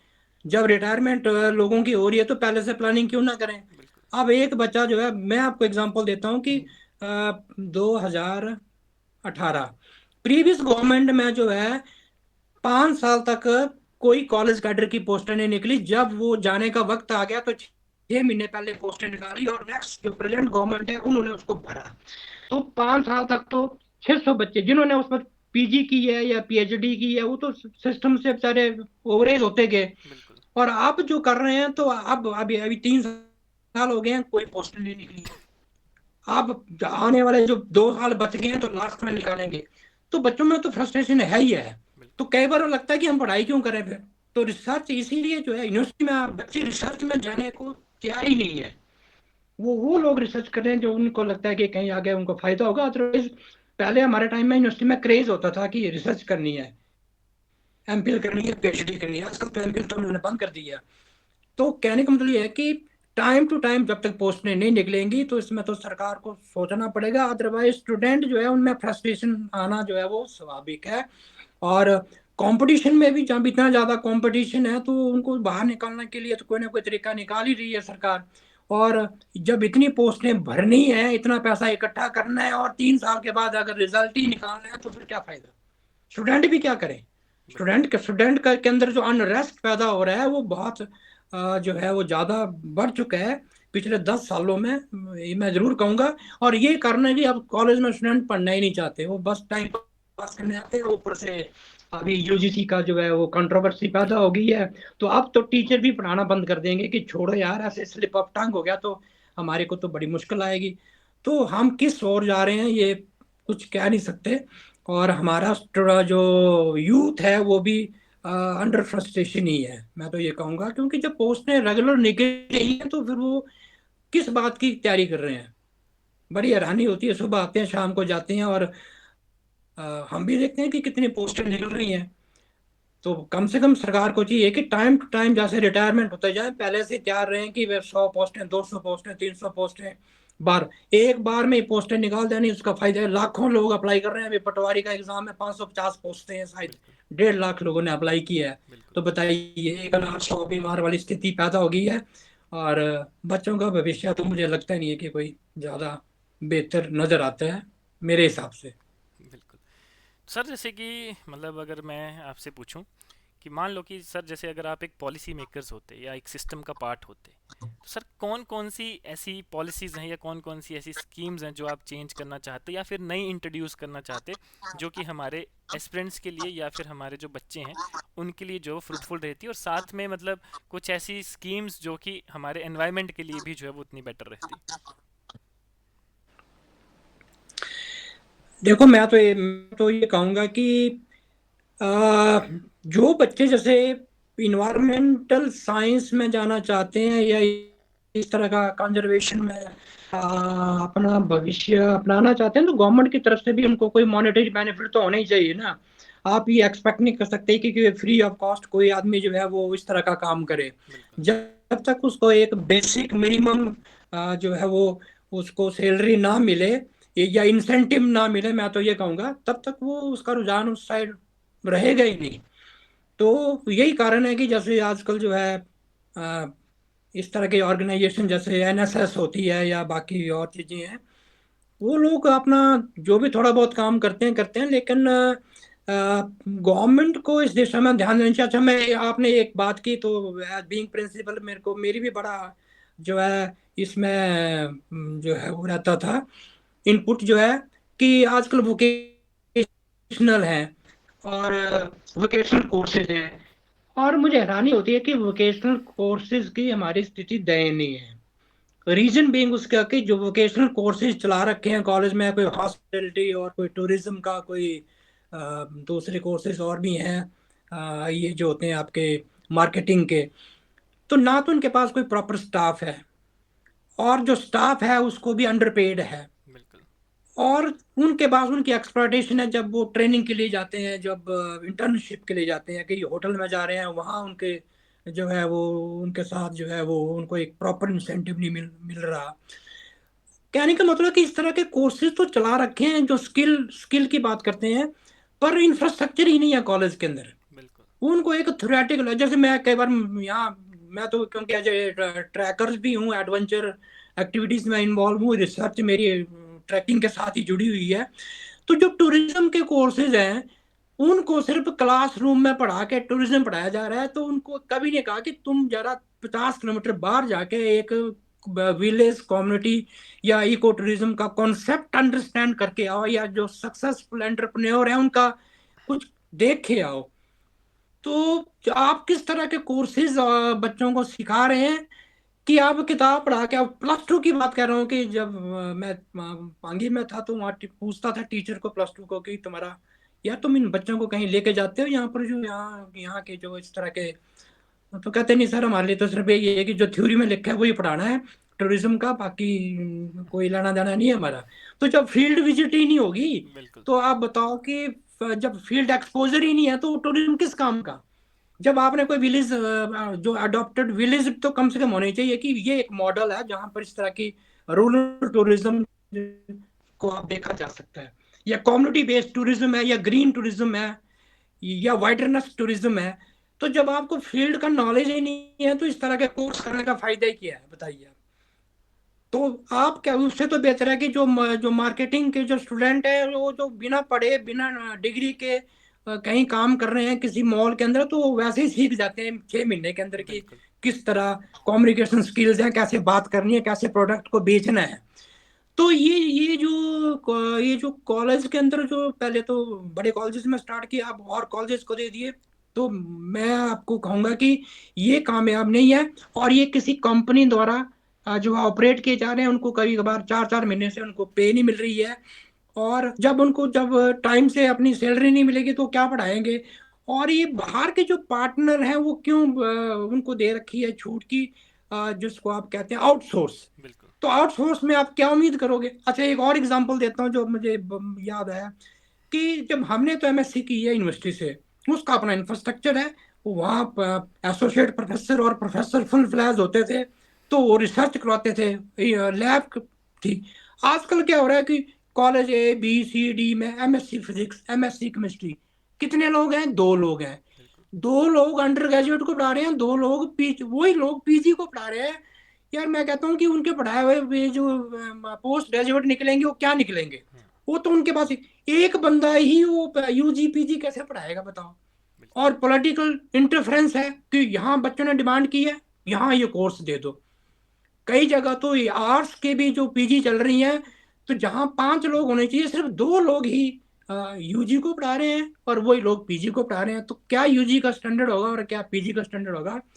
इसकी कल्पना जो है आप खुद कर सकते हैं। बिल्कुल। खासकर साइंस की तो मैं बिल्कुल विरुद्ध हूँ कि आपने ऐसे कॉलेज को एमएससी दे दी जहां पर आने वाले 20 साल तक इंफ्रास्ट्रक्चर नहीं होगा लैब का, और एमएससी विदाउट प्रैक्टिकल। तो क्या साइंटिफिक टेम्पर डेवलप होगा और क्या वो साइंटिस्ट बनेगा, या उसके पढ़ाए हुए छात्र छात्राएं जो है वो क्या करेंगी आगे जाकर? मुझे नहीं, इसके बारे में कुछ नहीं कह सकते। बिल्कुल सर। तो सर एक आखिरी सवाल जो है वो आपसे रहेगा कि सर जैसे आपने मतलब अपनी ज़िंदगी में जो है वो मतलब बहुत से एक्सपीरियंसेस लिए, कुछ अच्छे रहे होंगे, कुछ बुरे रहे होंगे, कुछ ऐसा रहा होगा कि बच्चों के साथ एक अच्छा रिलेशन बॉन्ड डेवलप हुआ, कहीं पे ऐसा होगा कि शायद कहीं पर जो है वो अच्छा डेवलप नहीं हो पाया। सेम जब आप सर एज अ प्रिंसिपल सर्व कर रहे थे तो हो सकता है कि लोकल पॉलिटिकल बॉडीज़ के साथ भी आपके जो है मतभेद रहे हो सकते हैं या फिर अच्छा रिलेशन भी रह सकता है। तो सर मेरा जैसे एक सवाल आपसे यही है कि एक मीनिंगफुल और एक बैलेंस्ड लाइफ, मतलब आपने जैसे इतना लंबा टाइम जो है वो दिया है, तो मतलब एक मीनिंगफुल और एक बैलेंस लाइफ जो है वो आपके लिए क्या मतलब रखती है, कैसे जो है वो आप उसको मतलब देखते हैं? देखिए मैं पहले तो मैं ये कहूँ कि मैं खुश नसीब हूँ कि मैंने टीचिंग प्रोफेशन को ज्वाइन किया। और दूसरा ये है कि मैं जितने भी टाइम जो है कॉलेज में रहा, अगर 7 साल प्रिंसिपलशिप के निकाल दें और बाकी के जो 25 साल हैं, तो मैंने अपने सब्जेक्ट को एंजॉय किया। पहली बात कि मैं देखता था कि जो हमारे सीनियर होते थे प्रोफेसर, कई बार तो हम तो जब जूनियर थे तो उसके बाद हम जो जब सीनियर हो गए तो जूनियर को सिखाते थे। तो मैंने देखा कि जो एक टीचिंग प्रोफेशन में एक आपका ऑरा होना चाहिए कि जब आप क्लास में एंटर करते हैं तो लगना चाहिए कि आप फुल ऑफ एनर्जी हैं। लेकिन मैंने देखा सीनियर लोग हैं, उनको जैसे बेल बजती थी तो ऐसे चल पड़ते थे रजिस्टर उठा के कि चलो ठीक है यार क्लास ले ही लेते हैं। तो कहने का मतलब ये है कि फिर उसको मालूम है कि उसको वन वे इंफॉर्मेशन देनी है कि टीचिंग में। तो मैं ये कहता हूँ मेरा मेरा मेरा अगर बस चले, टीचर टीचर का तो ऑल इंडिया लेवल पर वो होना चाहिए, लाइक आईएएस और आईईएस की तरह, आईएफएस की तरह, कि ऑल इंडिया टीचर सर्विस, बिल्कुल।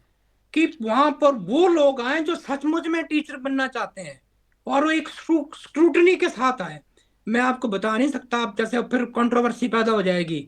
ऐसे ऐसे मैंने टीचर को ज्वाइन करवाया जिनको ज्वाइनिंग लेटर लिखना नहीं आ रहा था, तो फिर मैंने उनको अलग से बैठा के कि बेटा इसको एग्जाम आ रहा से ठीक करो, तो ऐसा ऐसा करो, तो थोड़ा सा ध्यान रखो, ये बीइंग टीचर जो है ना, आपको अपनी स्किल को डेली अपडेट करना, डोंट वरी।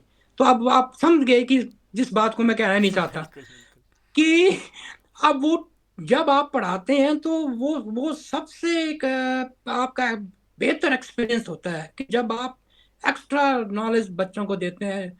और नॉलेज इन इस सब्जेक्ट को, आप टॉपिक को स्टार्ट करने से पहले उसकी जो आपकी जो आप जो कुछ कहना चाहते हैं, आपको पीछे वाले टॉक से स्टार्ट करना है और आगे वाले के साथ लिंक करना है, और उसका व्यवहारिक जिंदगी में क्या वो है, वो बहुत इंटरेस्टिंग बात है। अब टीचिंग एक ऐसा प्रोफेशन है जहां आप सिखा नहीं सकते, जो स्कूलों में तो बीट करके आगे, लेकिन वो उसको फॉलो नहीं करते। कॉलेज में तो सीधा सिलेक्शन हो जाती। तो कई तो ऐसे हैं कि कई तो मैंने ऐसे देखे, मैंने अपनी जिंदगी में मैंने कभी एमबीडी या इस तरह हेल्प बुक को रेकमेंड नहीं किया, और दूर से हाथ जोड़ के कह देता था अगर ये कॉम्प्लीमेंट्री कॉपी है तो स्टूडेंट को दे दो अपने साथ, लेकिन मुझे नहीं देनी है। कि टीचर को क्या जरूरत पड़ी है कि रेडीमेड मटेरियल पढ़ाने की? क्या बिल्कुल। टीचर रेफरेंस बुक से नहीं पढ़ा सकता? कोई अच्छी बुक्स के नाम भी बता दे कि ये सोर्सेज हैं, यहाँ पढ़ा के। कुछ जगह मुझे ये पसंद आया कि वो टीचर जो है वो बैठाते हैं 10 स्टूडेंट को, बताओ ये टॉपिक है, हफ्ते बाद आना है और ये मुझे पूरा किताब पढ़ के दिखाओ। पूरी बुक रीडिंग होनी चाहिए, फिर मैंने सवाल पूछने हैं आपसे, तब जाके वो उसका नॉलेज इनहांस होता है।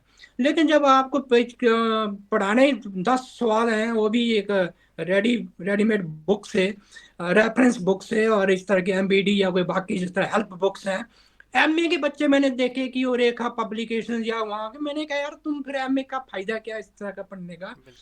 तो कहने का मतलब कि ये कुछ बातें ऐसी हैं कि जो ऐसे भी ह्यूमिलेट करती हैं कि यार टीचर, मैं ये मानता हूँ कि उसकी वर्थ होनी चाहिए।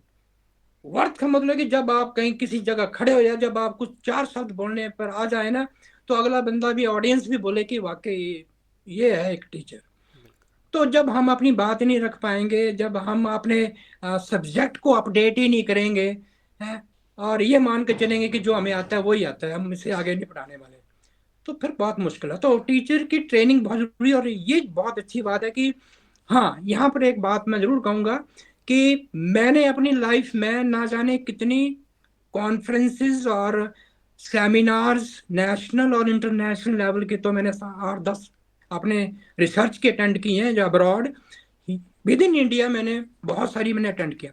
और एज प्रिंसिपल जब मैं अपने टीचर को कहता था कि जाओ यार, you must join that seminar conference, कहते नहीं नहीं सर क्या करना है, तो मेरे तो नंबर इस यार में पूरे हैं, इसकी जरूरत नहीं। यानी कि मैंने ऐसे ऐसे टीचर देखे कि जो अपने आप को अपडेट ही नहीं करना चाहते या अपने स्किल को इनहांस ही नहीं करना चाहते। बिल्कुल। तो मैं उनको कहता था यार ये आप, अगर आपके मार्क्स बन चुके हैं एसीआर के, तो एसीआर छोड़ो, आप देखो कि आप जब 10 लोगों के साथ या आप उनकी टॉक सुनोगे तो आप कुछ सीख के आओगे। और बीइंग प्रिंसिपल भी मैंने 6 जो है, जब कोविड का टाइम था तो हरिपुर मनाली में इकलौता कॉलेज था जहां पर कोविड के टाइम में भी 3 साल में 6, उसमें शायद मुझे लगता है कि 2 इंटरनेशनल कॉन्फ्रेंस थी, 4 नेशनल लेवल की कॉन्फ्रेंस ऑर्गेनाइज की। उसमें हाइब्रिड मोड में थी, वर्चुअल भी थी, ऑनलाइन ऑफलाइन दोनों मोड रखे थे। कहने का मतलब कि वो एक पर्पस था कि टीचर के स्किल को इनहांस करना। अब मैं रिटायर हो चुका हूँ, मैंने 4 कॉन्फ्रेंसेस अटेंड की हैं। अभी तो पिछले साल तो मैंने जोगिंदर नगर में आज इनवाइटेड स्पीकर गया था, 1 नवंबर की बात है, 11-12 नवंबर की बात है। तो मुझे कौन से एसीआर भरनी है अभी। बिल्कुल। तो चार चार इंटरनेशनल कॉन्फ्रेंस तो मैंने रिटायरमेंट के बाद ही अटेंड की है। और हर साल कोशिश होती है, इस साल 2026 में भी हमारी आईबीए की कॉन्फ्रेंस बाहर इटली में होनी है, तो उसकी भी मैं अभी डिजाइन कर रहा हूँ रिसर्च एब्स्ट्रैक्ट उसको भेजने के लिए। तो मैं टीचर को कहता था यार कि कोई ऐसा नहीं है कि तुम्हें सिर्फ अपने मार्क्स से ही जुड़ना है, कि आपको अगर मार्क्स पूरे हो चुके हैं तो आप टीचर मैं उसको मानता हूँ कि जो हर दिन अपने आप को अपडेट करे, बिल्कुल। वो है, कुछ ना कुछ लिखे, और तभी बच्चे उससे कुछ सीखेंगे। तो वो चीज जो है, उस चीज की कमी मैं बहुत देखता हूँ। कई लोग है कि ठीक है गवर्नमेंट जॉब में आ गए हैं, आ गए हैं तो आ गए हैं, बस हो गया, अब ज्यादा कुछ करना नहीं है, और सिखाने वाली बात तो आप भूल ही जाओ। तो ऐसा कोई पैरामीटर भी नहीं है कि जब एक बार आप जॉब में आ गए तो आपको निकाल सकें। ये बिल्कुल। तो प्रमोशंस होती हैं जब जाके एक नेक्स्ट हायर ग्रेड में आप लोग जाते हैं। तो लेकिन असली जो टीचिंग है उसमें यह है कि एवरी डे आपको अपने आप को अपडेट करना चाहिए, और तभी जो है वो सोसाइटी जो है वो आपको रिकॉग्नाइज करेगी। तो, इसलिए बट मैंने तो अपने प्रोफेशन को एंजॉय किया और अब भी कर रहा हूँ। तो मैंने अपने अपने प्रोफेशन में टीचिंग के साथ रिसर्च को एंजॉय किया, जबकि बहुत कम होता है।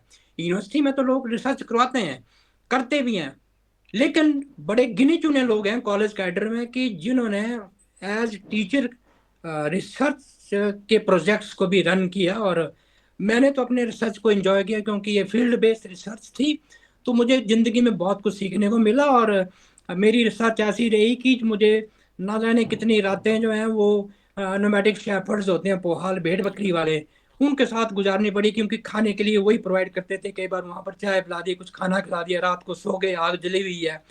तो मैंने जिंदगी में बहुत एक्सपीरियंसल लर्निंग जो है वो फील्ड में ही हुई है। तो एक सब्जेक्ट अलग रह गया, लेकिन वो जो जिंदगी में देखा कि यार ये लोग भी कितनी मेहनत करते हैं, और अपनी भेड़ बकरियों के साथ जो है ऐसे ऐसे अल्पाइन एरियाज में जाते हैं, वहाँ उनके पास एक नॉलेज है, ट्रेडिशनल नॉलेज की, कौन सी जड़ी बूटी से कौन सा इलाज होता है। तो वो लर्निंग बहुत मुझे इंटरेस्टिंग लगी और मुझे बड़ा मजा आया। और कई बार मैं अपने उन रिसर्च के दिनों की याद करता हूँ तो मुझे बहुत अच्छा लगता है। मेरे चेहरे पर एक बड़ा एक मुस्कान आ जाती है कि भी सच सच was the wonderful days, research days specially. और यही कारण है कि अब तो हम फ्री हैं, इसलिए हम अक्सर जाते रहते हैं फील्ड के अंदर। अब ट्रैकिंग, और हाँ यहाँ पर भी ये होता है कि जब हम बच्चों को सिखाते हैं कि जब ट्रैकिंग करनी है तो ट्रैकिंग नहीं करनी, ऑन द वे आपको सीखना भी है, लेफ्ट राइट एविडेंस रिकॉर्ड करने हैं। चाहे वो पौधा है, चाहे कोई फीकल मैटर है, चाहे कोई एनिमल्स है। क्योंकि हमारी ट्रेनिंग वाइल्ड लाइफ में ये होती है कि जब आप सिंपल चलना नहीं होते, आपको observe, don't look, just observe the things. तो नेचर से जो है छोटी छोटी चीजों को ऑब्जर्व किया जा सकता है। वो एक ऐसी लर्निंग है जो को क्लासरूम में नहीं पढ़ाई जा सकती। वो आपको प्रकृति का जो आपको आनंद लेना है, ये तो बड़ी कमाल की चीज है। ये आप सिर्फ सिखाई नहीं जा सकती, आपको खुद सीखनी पड़ती है, ये मैं कहूँगा।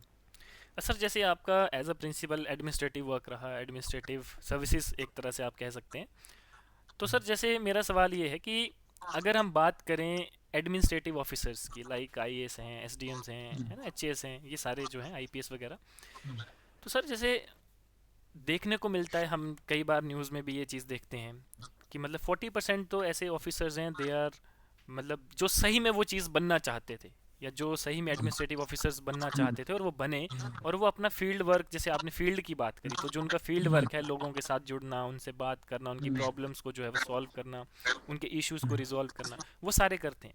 बट सर 60% मतलब ऐसे भी ऑफिसर्स देखने को मिलते हैं जिनका डेली जो है वो कोई ना कोई वीडियो जो है वो वायरल होता है कि आज उन्होंने जो है वो कुछ ना कुछ यहाँ पे ऐसा कर दिया, लोगों के साथ इस तरह से मिसबिहेव कर दिया, या फिर यहाँ पे करप्शन में जो है वो वहाँ पे पकड़े गए हैं। तो मतलब ये सारी चीज़ें जो है वो देखने को मिलती हैं। तो सर ये जो चीज़ें हैं, ये किस तरह से जो है वो मतलब हम इसको बोल सकते हैं कि आने वाले टाइम में इसको कम कर सकते हैं, या फिर आप के हिसाब से क्या मतलब एक ऐसा सब्जेक्ट जो है वो मैंडेटरी होना चाहिए जो भी इन एडमिनिस्ट्रेटिव ऑफिसर्स के लिए तैयारी करता है, चाहे वो कोई भी है, चाहे वो डिफेंस है, चाहे वो आपका सिविल सर्विसेज है, या फिर कोई भी क्लास बी सी ग्रुप्स हैं, कि जहाँ पर भी मतलब ये जो स्टूडेंट्स हैं जो इन एग्ज़ाम्स की तैयारी कर रहे हैं, तो क्या एक, जैसे कि सर अगर हम यूपीएससी की बात करें तो एथिक्स तो एक सब्जेक्ट है, लेकिन वो बच्चे एथिक्स पढ़ते क्यों हैं? वो सिर्फ पेपर को पास करने के लिए पढ़ रहे हैं, लेकिन वो अपने जीवन में जो बिल्कुल। है वो उस चीज़ को इंट्रोड्यूस नहीं कर पा रहे हैं, या उस चीज़ को जो है वो अपने करेक्टर में जो है वो ला नहीं पा रहे हैं। तो सर आपके लिए मतलब आप अपनी साइड से क्या सजेशन करना चाहेंगे कि आने वाले टाइम में जो हमारे एडमिनिस्ट्रेटिव ऑफिसर्स हैं, वो रियली ऐसे पर्सन आए जो जेन्युइनली जो है वो सिविल सर्वेंट बनकर आए, ना कि एज एन ऑफिसर बनकर आए? देखो, यहाँ मुझे एक बात और याद आ गई। कई बार हम हमारे को पढ़ानी पड़ती थी, अभी भी है वो, एक अंडर ग्रेजुएट में स्टूडेंट, एक सब्जेक्ट है, उसको बोलते हैं इन्वायरमेंटल साइंस। वो है, ऑप्शनल होता है, 50 नंबर का। तो बताइए, हाँ, कि वो भी तब है कि this is because of supreme court की इंटरवेंशन है कि ये हर स्कूल और कॉलेजेस में पढ़ाया जाना चाहिए। तो कई बार मैं कहता था यार कि ये सब्जेक्ट सिर्फ, उसमें क्या होता था कि वो आपको सिर्फ मार्क्स उसके ऐड नहीं होते थे, आपको पास मार्क्स चाहिए होते थे। जैसे 100 में से आपने 80 नंबर ले लिए तो 80 नहीं काउंट, वो आपके एग्रीगेट में काउंट नहीं होंगे, बस आपने ऑप्शनल है, पास कर दिया। तो ऐसे सब्जेक्ट पढ़ने का फायदा क्या है कि जो आपको अपना लोकल इन्वायरमेंट ही ठीक नहीं है, आपके गली मोहल्ले में गंदगी पड़ी है, तो फिर वो सब्जेक्ट को पढ़ ही क्यों रहे हैं? वो वायु पोल्यूशन, सॉइल पोल्यूशन है, एयर पोल्यूशन, लैंड पोल्यूशन है, ये सारी चीजें पढ़ाते हैं। और जबकि मुझे नहीं लगता कि किसी स्टूडेंट को एक बेसिक से भी कहीं वहां से कुछ सीखने को मिलता हो, कि सिर्फ वो पास करने के लिए रखा है कि ये मैंडेटरी है, चाहे कॉमर्स वालों को भी, या आर्ट्स वालों को भी, या साइंस वालों को भी है। इन्वायरमेंटल साइंस उसका नाम है। और बस वो पास करना है। लेकिन आपके घर के पास या आपके मोहल्ले में, आपके गांव में क्या साफ सफाई है, वो उसका कोई जिंदगी उस सब्जेक्ट से लेना देना नहीं है। तो हम किस तरह की एजुकेशन दे रहे हैं, एक ये बात है। तो उसकी कोई रेलिवेंस नहीं है।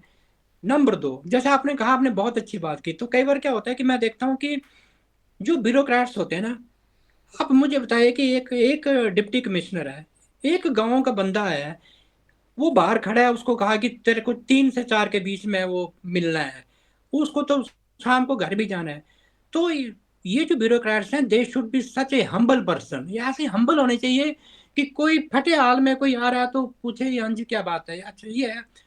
तो अगर उसकी कोई लेटर है, चिट्ठी है, तो उसको हेल्प करनी चाहिए कि ठीक है, इसको मार्क कर दो, कंसर्न आदमी जो है उसके पास जाओ। बजाय उसको, जब एक आम, हम इस लेवल तक नहीं पहुंच पाए हैं कि जब एक आदमी जो है, वो पढ़ा लिखा आदमी भी वो चिट्ठी भेजेगा तब जाके अंदर आपको ये आप देखिए कि अगर हाँ आप बिजी हैं तो अलग अलग बात है। लेकिन जो जो जेन्युइन कोई बंदा बात उठा रहा है, और वहां पर भी जब आपको आपको लगता है कि ये बात बिल्कुल सही है, तो ऊपर से पॉलिटिकल प्रेशर आ जाएगा कि नहीं नहीं, ये तो फलाने उधर उधर की प्रधान की बात हो रही है, इसको आपने हैंडल नहीं करना है। तो बताओ फिर, वो उसको खुद इंट्रोस्पेक्ट करना चाहिए एक ब्यूरोक्रेट्स को, यार मेरा काम क्या है? कि जब तक मैं अगर किसी की हेल्प ही नहीं कर पा रहा हूँ, और यहाँ पर भी मुझे लगता है कि ये जो बंदा मेरे पास आया था ये बिल्कुल सही प्रॉब्लम लेके आया था, तो उसका फायदा क्या। नंबर दो, पुराने डिप्टी कमिश्नर होते थे, मुझे याद है कि वो जब घर से निकलते थे तो वो ऐसे पैदल चलते थे, वो ऐसे चलते थे, चौगान का चक्कर मार दिया ऐसे ही। आजकल तो कोई जाता ही नहीं है, सब गाड़ी में जाते हैं, गाड़ी में उतरते हैं। उसका कारण ये होता है, उसका कारण होता है वो देखते थे कि कहीं इनक्रोचमेंट तो नहीं हुई है, कहीं रेडी फड़ी वाले तो नहीं आगे आगे, कहीं गंदगी तो नहीं है। तो वो फिर मार्क पूछता है, अभी यहाँ पर सब्जी मंडी में गंदगी या इनक्रोचमेंट क्यों है? अब वो चीज तो है ही नहीं। बिल्कुल।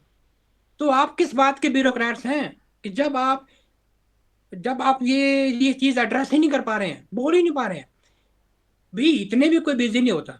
तो आप जहां आपको करना चाहिए, इंटरवेन करना चाहिए, वो बहुत जरूरी है। जैसे एज हेड ऑफ इंस्टीट्यूशन एक प्रिंसिपल है ना, अगर ये प्रिंसिपल अपने कैंपस में सफाई नहीं करवा पा रहा तो काय का प्रिंसिपल हुआ? उसमें भी वो कह रहा है कि फंड नहीं है। क्यों नहीं है फंड तेरे पास है? तुम किसी को पार्ट टाइम भी हायर कर सकते हो। जब आपका campus clean, neat and clean नहीं है, तो मैं कहता हूँ कि वो कोई हक नहीं है। मैं इसलिए कह रहा हूँ कि जब मैंने कई कंट्रीज को विजिट किया और मैंने वहाँ कॉलेजेस के हाल देखे, क्या कमाल की, एक पत्ता तक नहीं आपको मिलेगा। तो कई बार हम सोचते हैं यार कि ये है कैंपस, बिल्कुल। इसको कैंपस बोलते हैं। हमारा कैंपस आप कॉलेज का देख लो, किसी भी कॉलेज का कैंपस देख लो, कि वहां पर फिर ये है कि यहाँ हॉस्टल है तो कुक नहीं है, हॉस्टल है तो स्वीपर की पोस्ट नहीं है। तो फिर हॉस्टल बनाया किस लिए है? बिल्कुल। क्यों बनाया हॉस्टल? क्यों पैसा खर्च किया आपने कंस्ट्रक्ट बिल्डिंग में? तभी तो बच्चे हॉस्टल में रह नहीं रहे हैं। और कैंपस है तो वहां पर आपके पास सुटेबल स्टाफ नहीं है, सफाई कर्मचारी, आपको वैसे पीटीए पर रखने पड़ रहे हैं। तो इतनी वर्स्ट पोजीशन है कि हायर एजुकेशन स्कूलों के क्या हाल होंगे मैं कह नहीं सकता। कहाँ स्कूलों में, तभी तो फिर बच्चों से कहते हैं कि आप उनसे थोड़ी बहुत सफाई करवा लो, किस तरह से काम निकालो। कहने का मतलब है कि ये सारी छोटी छोटी चीजें हैं।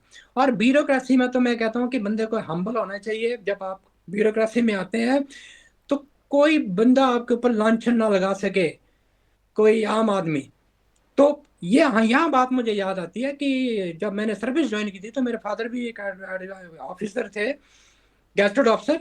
तो मेरे फादर ने मुझे एक ही बात कही थी, कहते एक चीज का याद रखो, आप you should be known by your work. तुम्हारी पहचान तुम्हारा काम होना चाहिए, बस। उसके बाद उन्होंने कोई ऐसे ज्यादा इंटरेक्शन हमारी नहीं होती थी। वही बात हमने याद रखी है, वही ब्रदर मेरे छोटे भाई ने रखी है, वो भी कॉलेज का प्रिंसिपल एंड डायरेक्टर है इंजीनियरिंग कॉलेज का, उसने वो रखी थी। अभी तक है कि भी आप अपने आप की पहचान आपका काम है, बस। You should be known by your work. जब आप जहां भी जाओ, लोग जब आपकी तारीफ करेंगे ना, लोग, तब पता चलेगा, तब तुम अपने आप को एनालाइज कर सकते हो कि यस, आपने you have render something to the your own society. और ये बात मैं अक्सर अपने टीचर्स को बोलता हूँ, स्टूडेंट को बोलता हूँ कि आप कुछ ऐसा काम करो कि जो साइलेंटली हो और आपका जो अपना समाज है उसको रिकॉग्नाइज करे। ब्यूरोक्रेसी में भी यही चीज है कि आप ऐसा काम करो कि लोग आपके जाने के बाद याद करें कि यार सचमुच में ये जो उन्होंने अपना यहाँ सर्विसेज दी, बहुत बेहतरीन। अब मुझे एक बेसिक सी आप बात आती है कि जब आप कहीं अपने काम से पटवारी के पास जाते हैं, मान लो कि ABCD ने आपसे उस पर्टिकुलर बंदे से रिश्वत मांग ली छोटे से काम के लिए, और अगर वो बंदा डिप्टी कमिश्नर के पास जाता है कि सर मेरे से इन्होंने ऐसा ऐसा किया, तो this the duty of the deputy commissioner to fire immediately. तो क्या डिप्टी कमिश्नर को मालूम नहीं है कि ये वो एकदम इन्फॉर्म करे तहसीलदार को और नायब तहसीलदार को कि आपके ऑफिस में ऐसा हो रहा है? ये है ब्यूरोक्रेसी, ये चीज है। एक छोटा सा लाइसेंस बनाने के लिए अगर आप कहीं जो है वो रिश्वत दे रहे हैं, तो ब्यूरोक्रेसी क्या करेंगे? तो किस तरह के ब्यूरोक्रेट्स हम बनाएंगे? ब्यूरोक्रेसी में ऐसे ऐसे जबरदस्त लोग होने चाहिए कि जो सचमुच में समाज में देखेंगे छोटी छोटी बातें अगर, आज तो कितनी कंप्लेंट्स आ रही हैं कि वहाँ वीडियो ने ये घपला कर दिया, बिल्कुल। प्रधान ने इतना घपला कर दिया। तो फील्ड में जाके देखो ना, एक बार फायर करके देखो, तभी समाज में रिफॉर्म आएगा, नहीं तो कुछ नहीं होगा। जब आपने छोटी छोटी बातें पॉलिटिशियन से ही पूछनी है, उनके साथ यस मैन बन के ही काम करना है, तो फिर ब्यूरोक्रेसी किस बात की? बिल्कुल। मैं तो ये कहूंगा। पर थैंक गॉड कि हम तो इस प्रोफेशन में आए नहीं, हम तो टीचिंग में आए, हम तो बड़े इंडिपेंडेंट रहे। तो हमें तो कोई इस तरह का हमने हमने कभी ऐसा पॉलिटिकल प्रेशर झेला ही नहीं। आज बड़े कॉलेज की बुरी हालत है कि छोटी बात का लिए प्रिंसिपल फोन करता है एमएलए को कि सर करना ही नहीं करना है, कि अब आप अगर चीफ गेस्ट हैं तो किन किन लोगों को बुलाना है। वो कई बार हमें होता था, बड़ी अचंभा होता था कि चीफ गेस्ट आ रहा है, 50 और गेस्ट आ रहे हैं जिनका कोई कंट्रीब्यूशन समाज में नहीं है, उनको वो कह रहे हैं कि इनको ऑनर करना है। पर what they have contributed to their own society and what is their contribution to the higher education, और हम इनको क्यों ऑनर करें? ऑनर उस व्यक्ति को करो। अब जैसे मैं आपको एग्जांपल देता हूँ, मैं बोल ही नहीं रहा हूँ। जब मैं बतौर प्रिंसिपल था, तो दिसंबर में हमें छुट्टियां पड़ती हैं, विंटर वेकेशन होती है, तो हमने भी यहाँ आना था। कुछ टीचर्स के छुट्टियां बची होती है, कैजुअल लीव। तो एक लेडी जो पीएन थी हमारे पांगी कॉलेज में, वो लेडी जो थी उसने 31 को रिटायर होना था। तो मैंने कहा यार ये तो हमारा स्टाफ तो चला जाएगा, तो नॉन टीचिंग स्टाफ होगा, उन्होंने तो नेचुरली अपना जो होता है वो उनको ऑनर करना। तो मैंने वहाँ पर एक 8 दिसंबर को प्राइज डिस्ट्रीब्यूशन फंक्शन को रखा।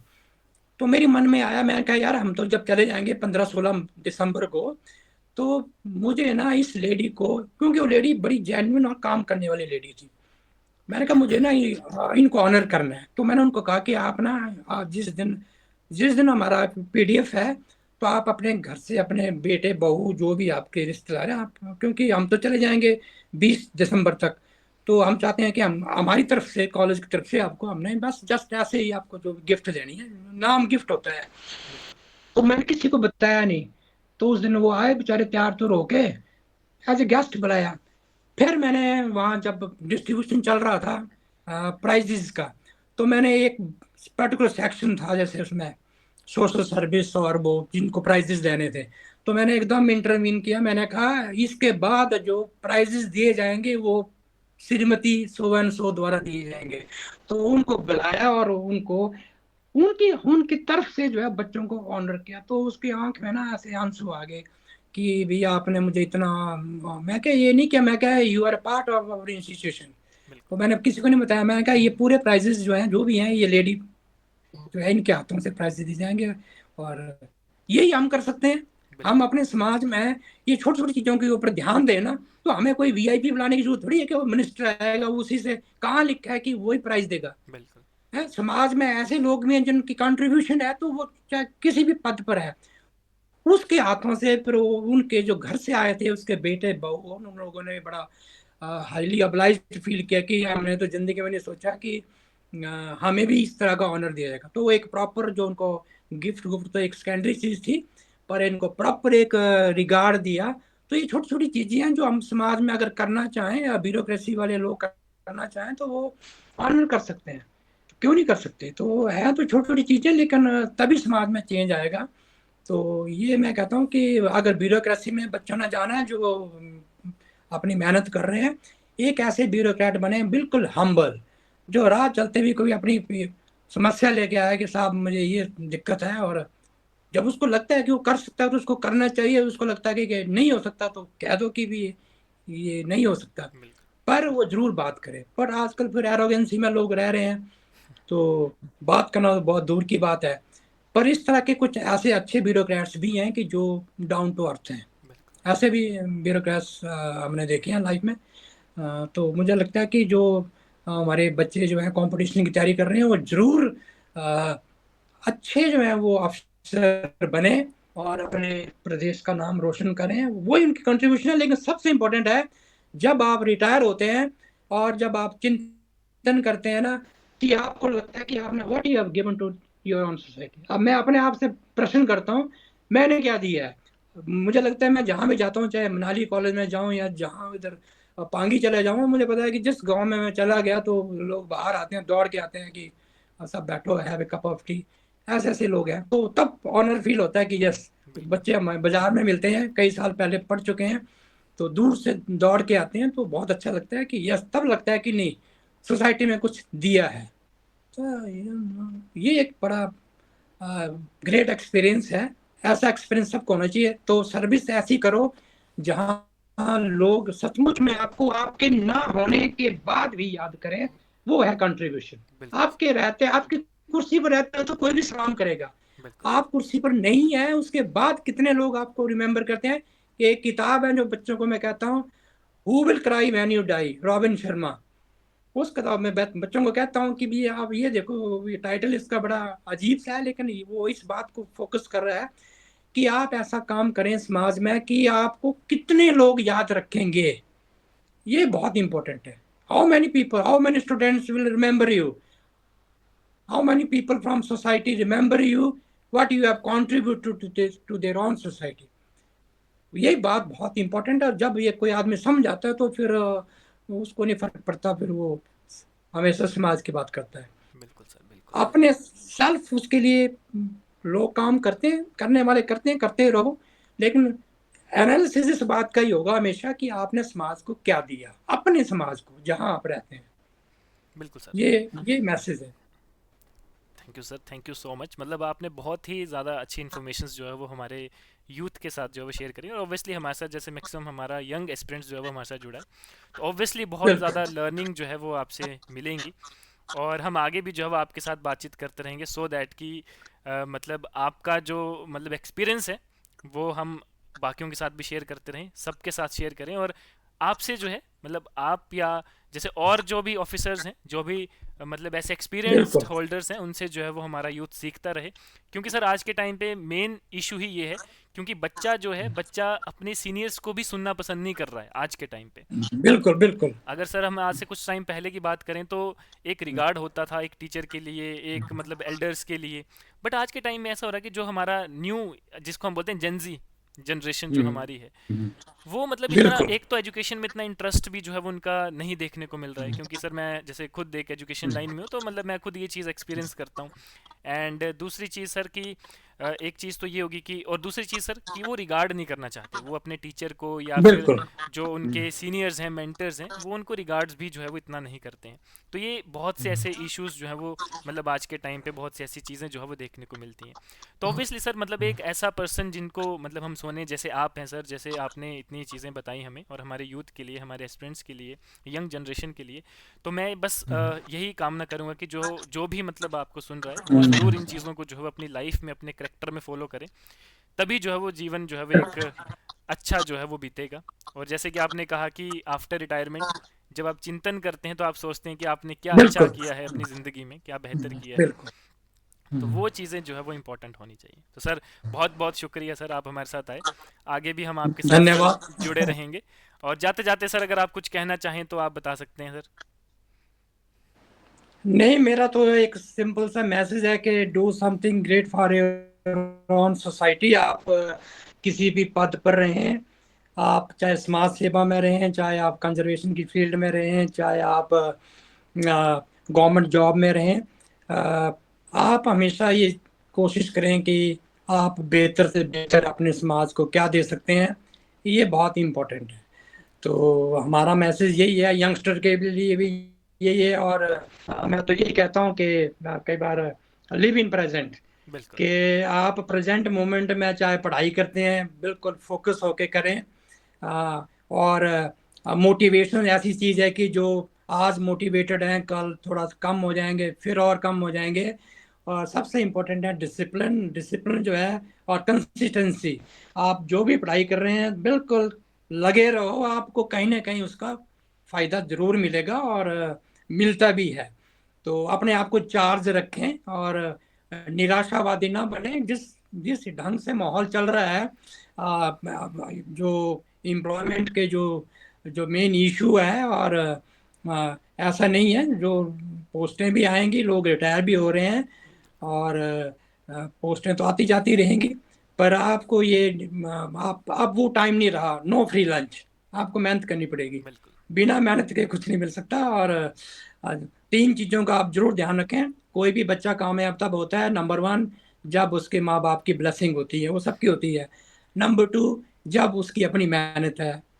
और नंबर थ्री, जब उसके ऊपर किसी टीचर का आशीर्वाद है। बिल्कुल तो सर। मैं तो ये कहता हूँ कि तीन चीजों को अपने साथ रखो, आपकी अपनी मेहनत, आपके पेरेंट्स की ब्लेसिंग, और आपके गुरुजनों का जो आशीर्वाद है। बिल्कुल सर। अगर तीन में से एक चीज भी मिसिंग है तो फिर कामयाब होना मुश्किल है।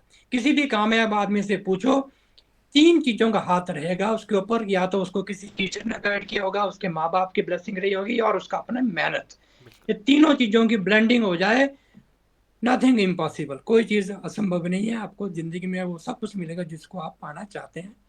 आपका बहुत बहुत धन्यवाद। धन्यवाद सर, धन्यवाद। Thank you sir.